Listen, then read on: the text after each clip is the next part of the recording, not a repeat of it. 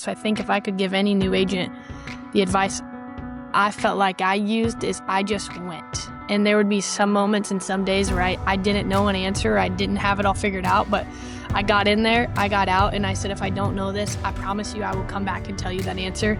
And I think actually that gives you a lot more credibility than people realize, to be able to own and say, I don't have it all figured out, but I will.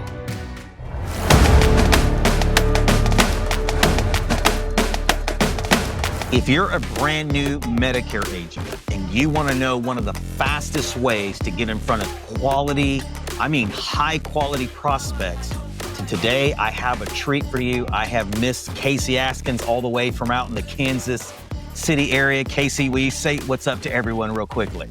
Hi guys, thanks for having me on. I appreciate it. Absolutely. Well, Casy is going to share with us how she's been using Medicare seminars for the past few years to generate tons of high quality leads and generate also multiple six figures in this business. So Casy, let's start here. Let's start with just a little bit of your story, because your background is, even though you've been around the insurance industry, you really wanted nothing to do with the industry as a whole, right? Is that correct? Yeah, that is correct, Rob. So a little bit of my story is my dad has been in the business for 36 years, and every person in my world and my family was a part of the business. So I was the stubborn kid who said, I want nothing to do with it. I want to kind of go do my own thing and be independent. And so I did that for a while. I taught high school PE, and I coached 2 sports for the high school. And then I was able to transition. My dream was to always coach college basketball. I played college basketball. I love sports to my core. So I got the chance to move to Tennessee and coach women's college basketball. And there was a point in that I said, I saw the life my family lived, and it was enticing to me. And so I wanted to figure out, what is that? There was also a little bit of fear on my end of, every person in my family is crazy successful. What if I'm actually terrible at this? And every person in my world had always said, Casey, you're going to be so incredible at this. So there was a level of hype or expectation that I have to be good at this. So there's a little bit of fear of, if I do this, I've got to be good at it. And so there was years where I fought it, and they asked me to get into the business for probably about 7 to 10 years. And I kept just saying no. And 3 years ago, I decided, my wife, Casy, and I started a business and called Askins Insurance Team, and direct downline of my dad. But we still wanted to build something that was ours and my own. And so 3 years later, here we are. Yeah, I think it's interesting. I want to go back to something you said, because you used the word stubborn. Yeah. Right. But would you agree that you've repurposed that stubbornness, and that's been one of the secret ingredients to you being successful today in this industry? 100%. Yeah, because you've only been in roughly about 3 years? Yeah. In November, it will be 3 years. Okay. So I really wanted to highlight that, because maybe you're watching this today or listening to this today, and maybe you're like Casy. Maybe you're fearful of taking that jump for whatever reason. Maybe it's not the same reasons as Casy had a little bit of fear or apprehension. But I think it's important that you understand that Casy just took that step. Yeah. Right? Because really, once you got into it, Casy, it wasn't easy in the beginning, but that stubbornness kept you going, right? And you kept learning and you growing. 100%. And so maybe talk to that person right now that's watching this today that says, hey, I'm kind of where you're at. What is maybe some quick advice that you would give them? I think the best advice I could give them is, 1, it's okay to be stubborn. And 2, I think the biggest is, it's okay to think, I might not be good at this, or I might not have all of this figured out. And I think the beautiful thing in this business is you don't have to have everything figured out to be very successful. And I think a lot of times new agents feel like they have to have everything figured out and put together. And it just won't happen. And then it will be, you never start, because you'll never have everything figured out. So I think if I could give any new agent the advice I felt like I used is, I just went. And there would be some moments and some days where I didn't know an answer. I didn't have it all figured out, but I got in there, I got out, and I said, if I don't know this, I promise you I will come back and tell you that answer. And I think actually that gives you a lot more credibility than people realize, to be able to own and say, I don't have it all figured out, but I will. And Yeah. I still have clients from that day. Yeah. I like to teach new agents this way. I love what you're saying is that you got to be willing to take that massive imperfect action because it's going to be Yeah. imperfect. It's going to be ugly. It's going to be messy. Yeah. But I found this out too, Casey, and you said this. The people that we work with in the Medicare market, they will give you a lot of grace, even if it's imperfect, ugly, or messy, if they know you're sincere and authentic, right? Yeah. And you still know way more than what they know, even though if you know this much. Facts. Yeah.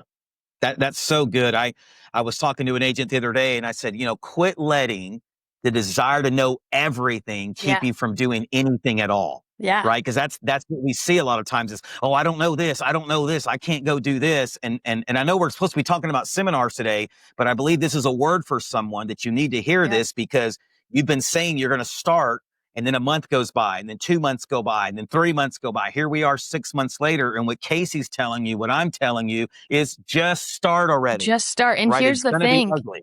is this is probably embarrassing to say online, but I took my test 7 times.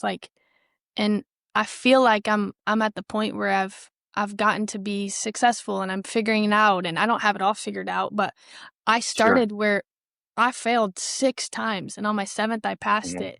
And so I think also if you're a new agent who just can't pass the test, Yeah. I don't think the test is an actual reflection of how you will do in this business. And I think a lot of people stop when they can't. I'm not a test taker, and um, a lot of the information on the test is not something you will even use in the day to day. So I think it's just Yes. start, figure it out, and if you don't have it, the test or something figured out, just start, and I promise it's worth Yeah. it. Yeah. Well, yeah. Thank you for being so transparent, right? Yeah, Because maybe somebody need to hear that today. Maybe they have failed it a couple of times and they're just giving up or they don't think they're smart enough. And it's not about being smart enough, right? It's just not about giving up because this industry, as you well know, just the short time you've been in it can literally change your life really, really quickly, right? We get to serve a lot of people yeah, and help a lot of people. So let me ask you this. Why did you choose seminars, right? Maybe somebody's watching this today yeah. and you know how it is when you're first started, everybody's telling you this leads the best, this leads the best, this method's the best. Why seminars for you? I truly believe there's no better ROI, return of income, Hmm. than getting that many Hmm. people in the room for the cost that it is. So to give a little backstory, I mail Sure. 5,000 mailers. And what that means is I'm Okay. sending an event to 5,000 people, 5,000 homes. Okay.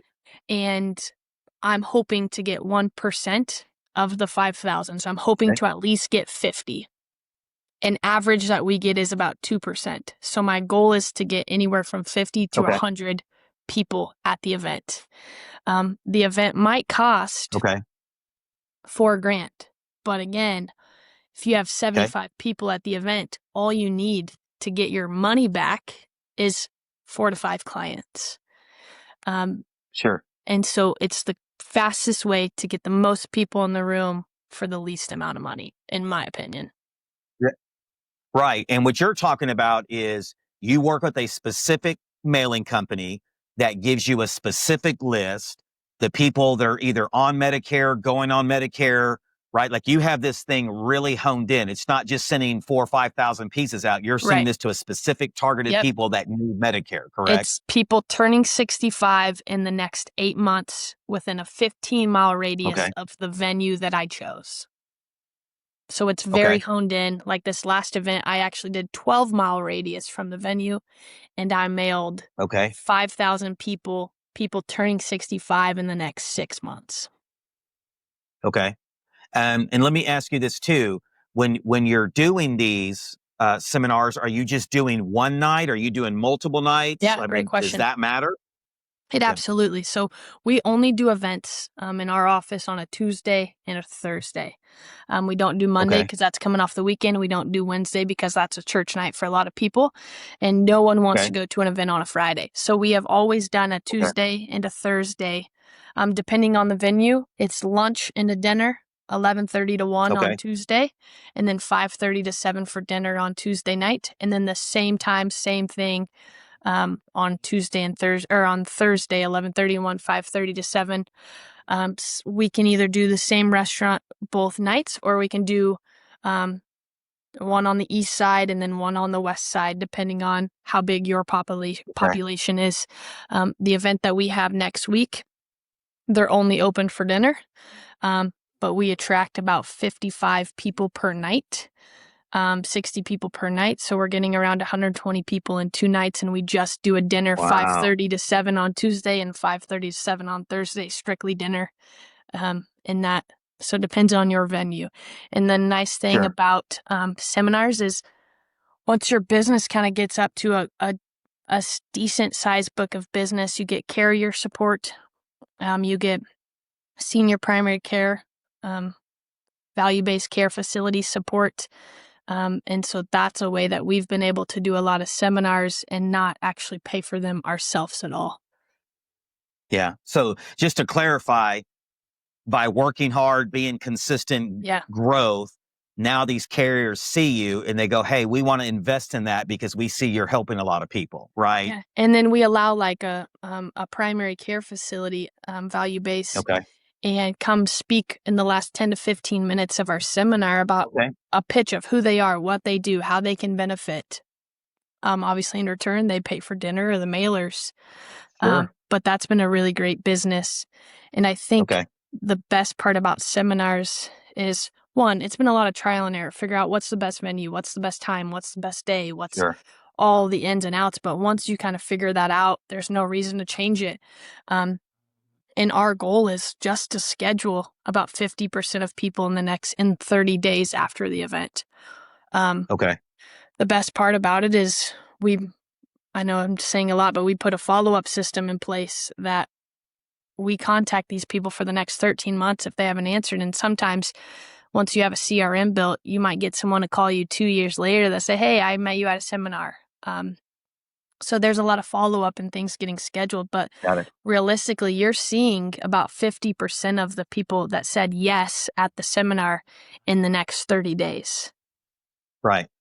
Yeah, I think it's a good point because we don't want to sit there and tell you that this is some magical thing. You don't have to work a Yeah, little bit. You don't have to cultivate, right? And what Casey's talking about is the old saying that the fortune is in the follow up, right? You're going yeah. to get a certain amount of people that say, "Hey, sign me up. I'm ready to go." But then also you're going to have to cultivate a little bit, right? And nurture that relationship. And you're And not you going to put see together. Yeah, and you're Go not ahead. going to see a lot of success until probably the 4th or 5th or 6th month, because remember, you're mailing people out turning 65 in the next 6 months. So a lot of people feel discouraged. We tell our team they have to commit to at least 3 months worth of seminars, That's good. because you're not seeing success right away, because you might have 75% of the room not turning 65 until 6 months later. And so you can't start that Right. A and B sign up until 3 months before their birth month. So you've got to give it Yeah. those 3 you are if you want to be a part of our team, you have to do at least 3 months Yeah. of seminars. And I think that when you don't see success immediately, it gets a little discouraging, like, "Oh, I'm putting out 4 Yeah. grand a month, but I'm not seeing anything in return." And it will come, it will happen. It takes Yeah. a little bit. And then once you start doing one after the other, then your snowball effect is starting to snowball. Yeah. Yeah, John Maxwell says it this way, that consistency compounds, right? And it's Yes. true in this business that the more consistent, all of a sudden you look up one day and it's just like there's so much momentum going in your business. And it reminds me of a story when you say that. I did a failed lunch and learn in my office last year. Only one person came and I had all this pizza and salad. I was doing Yeah. Facebook ads, but and what made it even worse is the guy delayed his Medicare until 8/1 of this year, Yep. right?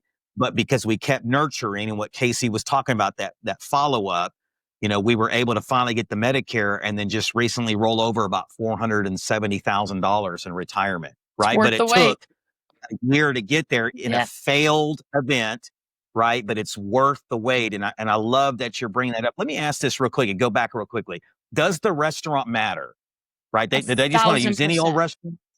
Okay. Talk about that just for a second.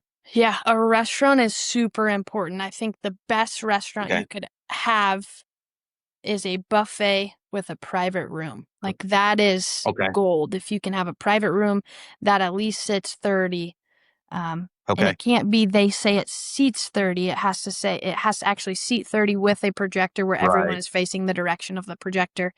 I think a buffet is the best. The only place I don't do a buffet, we do Olive Garden. It's not a private Okay. room, no private room, Okay. and not a buffet. So it's complete opposite of what I actually prefer. But the management is incredible, and they Okay. do a condensed menu for me, and they don't charge me for some because we go there every other month. In the last 3 years, we've been to the same venue. And so I think Wow. the biggest thing is establish a really great relationship with the management, and they will work with you. But I think Okay. the best is a private room that's a Yeah, buffet. I agree. And I think you have Yeah. to So, set the go ahead. expectation like with the server. If you don't have a buffet style, that conversation with the server of what you want the event to look like in the process. And like, we're very strict. Don't come into the room when the door's closed. Don't when I'm talking, don't come into the room. It won't reflect your tip. I think you just have to set the expectation of what that looks like. And we've kind of figured out what works for us, and not that it works for everyone, but it's the best thing that works for us. So Yeah. Regardless of the system, and pun intended here, you just got to coach the restaurant and the server, right? To let yes. them know, hey, this is the expectation. And even, I love what you said too. You're actually coaching the people that are coming. Hey, this is our expectation Hmm. tonight, right? This is what we expect. And you're having massive success by doing that. And I think it's important because sometimes people are a little timid to do that, but it's your hard-earned money that you're investing into this seminar, and you want to Yeah. make sure that it's as excellent as possible. Yes. And I Yeah, can tell you, I don't have it all figured out in that same breath. My first sure. 22 people I enrolled them on Medicare.gov and wasn't even the agent of it. So to tell you I've made every mistake there possibly was to make, Yeah. I thought Medicare.gov, I don't know why I thought it, I would be the agent of it. And my first 22, I missed out on new to Medicare. So Yeah. if you do the math as a brand new agent, that's gold and that's important. So Yeah. No, that's great that you bring it up. So tell me this. wh- How is seminars? Because right yeah, now in our industry, and if you're brand new to this, maybe you haven't heard this term yet, but in our industry, cross-selling, right, is a yeah, big deal. That's a sexy word right now. It's a hot topic. Has seminars opened up the door for a lot of cross-selling? 100%. So um, for one, in the folder, we have folders on their desk, and in the folder is our things we do sheet. And that sheet just tells No. all the services the Askins insurance team provides. Okay. Um, and so they get that in their folder. Also, at the end, my wife gets up and talks about the sheet and who we are and the services that we provide. And if you have any questions, this is the sheet you can mark and turn in. Not only do they hear it at the seminar and see it at the seminar, but then again, when they come to our office, just like a doctor's office, they have to fill out that things we do sheet of things that they want to talk about with me while we're in the appointment once we wrap up their Medicare. Um, and so I think they're seeing that so often, and every person that we are able to cross sell is either from a seminar or a referral. And that's the only ways of Mm. business. And we've been able So, to do a lot go ahead. of retirement with our clients, or even just leads who came to the seminar.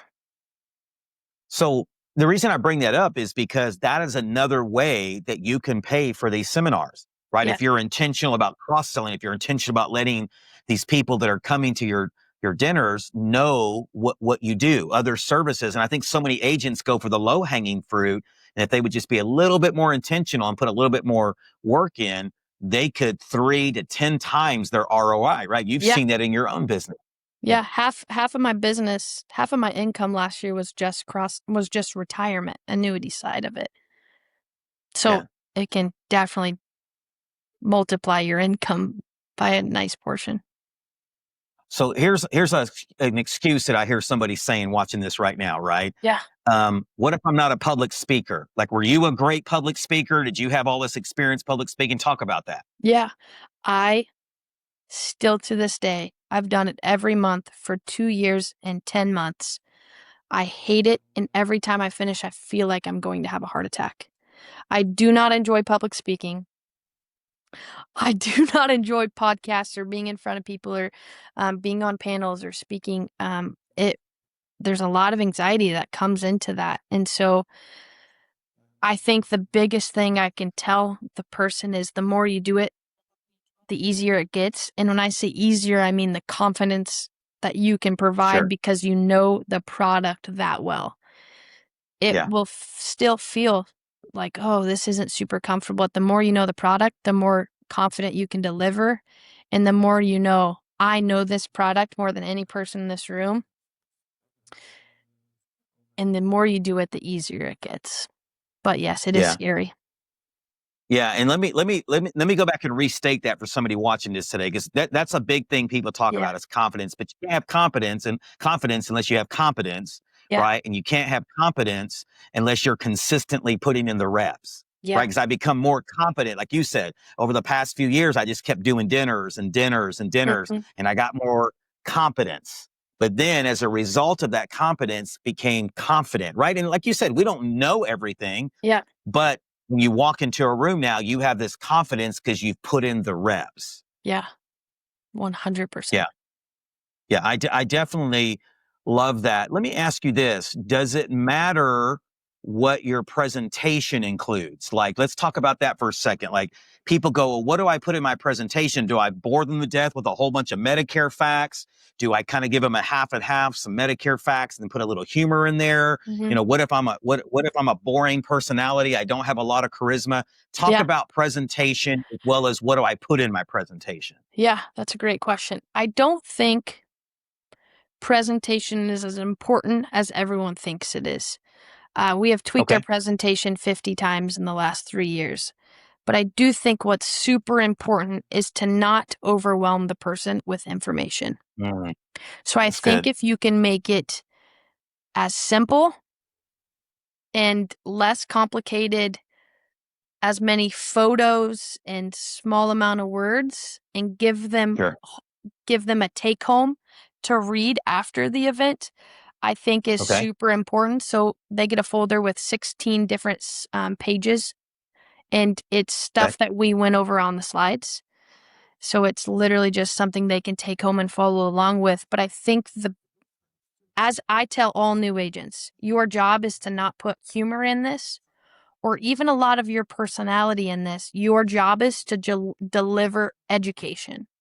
It is a Okay. free educational Medicare seminar. So they came Okay. here just to get the baseline of what is Medicare, what is Part A and Part B, what is a quick synopsis of a supplement and advantage. Your goal is to not say which one is better than the other. Your goal is just simply education.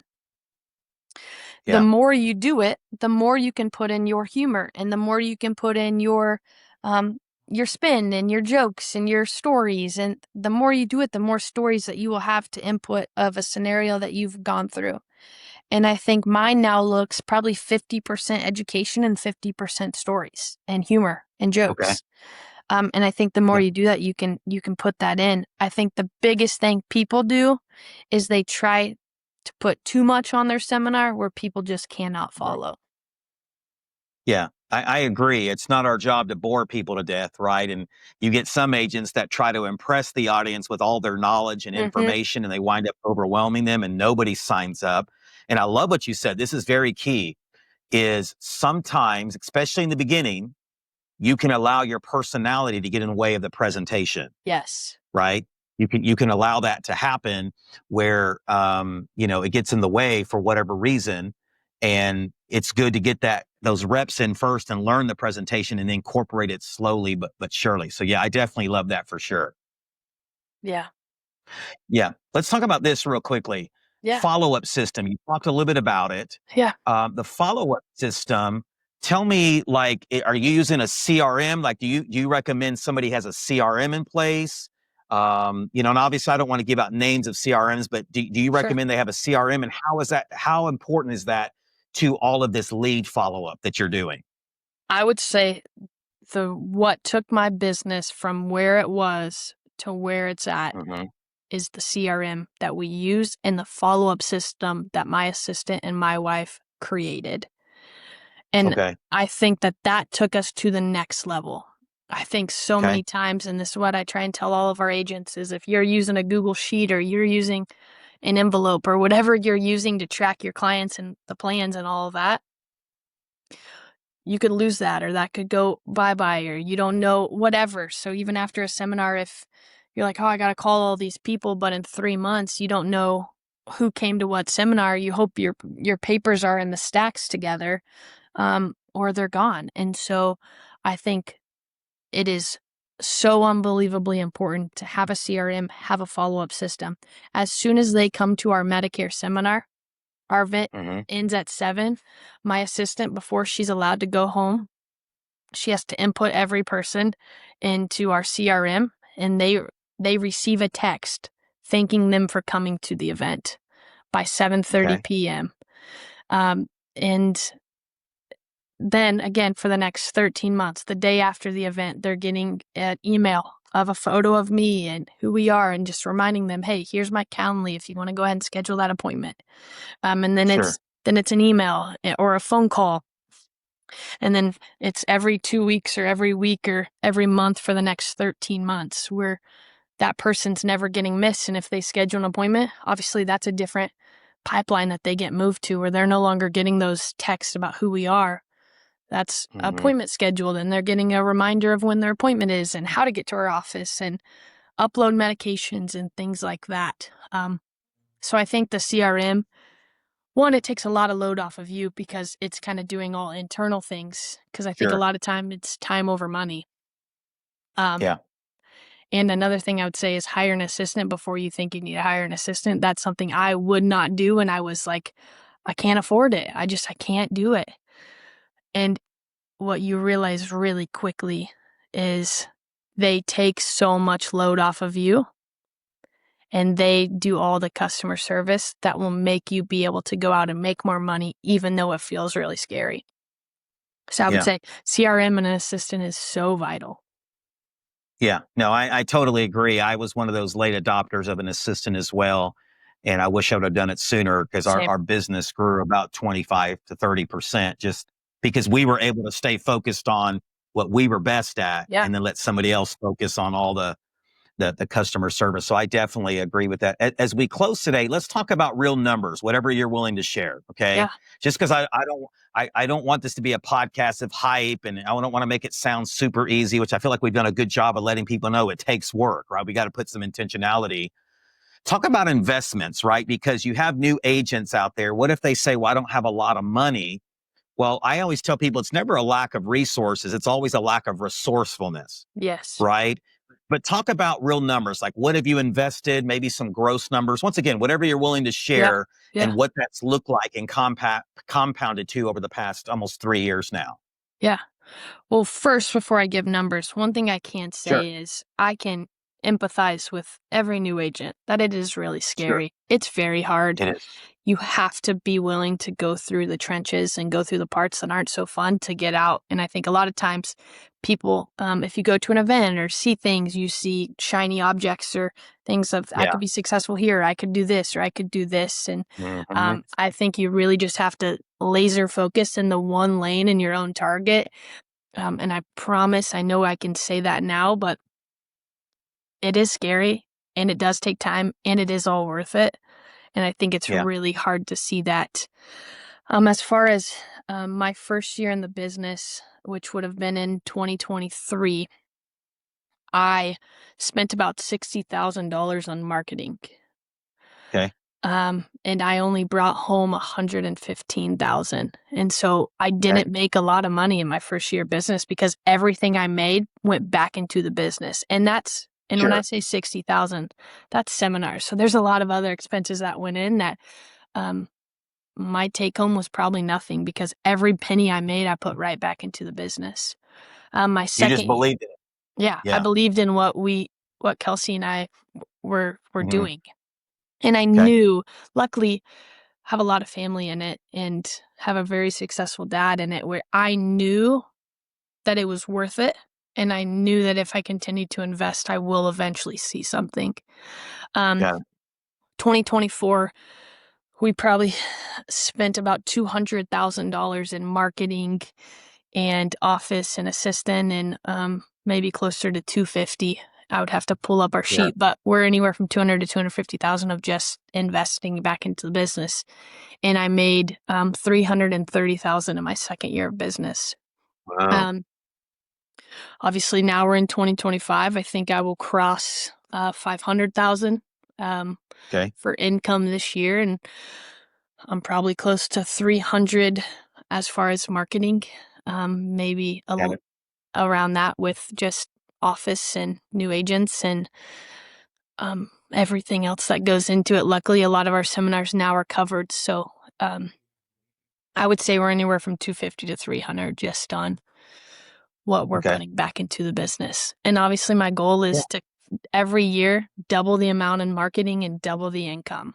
If I can do that every year, I know by years 5 and 6 and 7, it will feel really nice. And I've always been told you have to get to year 3 for those residuals for Medicare residuals to start feeling like, okay, I can breathe and I can kind of take the foot off the gas a little bit, and Yeah. that can help pay for those monthly expenses. So Yeah. luckily, in 2024, when I made the 330, about 170,000 was retirement just based on annuities. So Yeah. cross-selling has been a really big, probably half of my income for most of those years to try and get that to double and triple. And I think that's how you can get to the point of kind of the next level is by starting that cross-selling process. Yeah, no, I appreciate the transparency because I think a lot of times it's so easy to talk about this subject matter. Just go do Yeah. seminars, just cross sell, just do this. But a lot of times people aren't willing to share real numbers. Like, what does it Yeah. really take? The late nights, the weekends, sometimes and let's be real about it. There's a lot of nerve wracking days too, right? Like where it's Yeah. not every day. It's just like I'm super positive and I'm gonna go conquer the world. There's a lot of 100%. days going, woo, I just put out thousands of dollars and am I going to see this back? Right. That's what you mean by going through the trenches. Yeah. You will see a negative some days and you're like, how am I going to figure this out? And the next days you might see a Sure. $10,000 check. So I think that there is a really big ebb and flow, and that third year will feel Absolutely. like you can okay, I can breathe and I can do this. Yeah. That's the beauty of our business is having the residuals. Okay. As we close shop Yeah. today, somebody's watching this and they go, I love this Casey Askins person, but you only gave me a small sample size today. What if they want some coaching? What if they want to reach out to you and get that coaching? Yeah. What does that look like? Do they reach you by email? I know you have some coaching programs available. How Yeah. do they get a hold of you and where do they find Yeah. I would, anyone obviously is welcome to call me, text me, email me. I'm happy to share the resources that we have, the information that I know. Again, I don't have it all figured out. I figured out what works for us. My you? Sure. email is Casey. It's spelled weird. Blame my family. It's CASY. There's no E. Okay. So it's CASY at Askins, ASKINS, insuranceteam.com. It is that Casey at Askins Insurance Team with no E. Okay. And in So that, that's the easiest way for you? yeah, in that email, my phone number's attached. And so you'll see it down at the bottom. Okay. Yeah, and we'll put all that in the video description Yeah. as well, just in case somebody wants to reach out to you, maybe do some one-on-one coaching, Yeah. because there's a lot that goes into it, and I know you have this system down pat. As we close today, any last words that you want to just give before we close shop today? One, thanks for having me on. Rob Sevilla is the best of the best, and I'm just trying to get to his level. So Yeah. listen to what he Yeah. has to say and run with it. Yeah. Well, I can tell you this, the feeling is mutual. And this is the beautiful part about this industry, whether you've been in it multiple years or 2 or 3 years, you can learn from anybody in our industry. And Yeah. Casey both challenges me and inspires me to do better, to stop being so lazy some days. So I appreciate you too. Well, guys, I want to say thank you for watching another episode. God bless you guys, and we'll see you on the next one.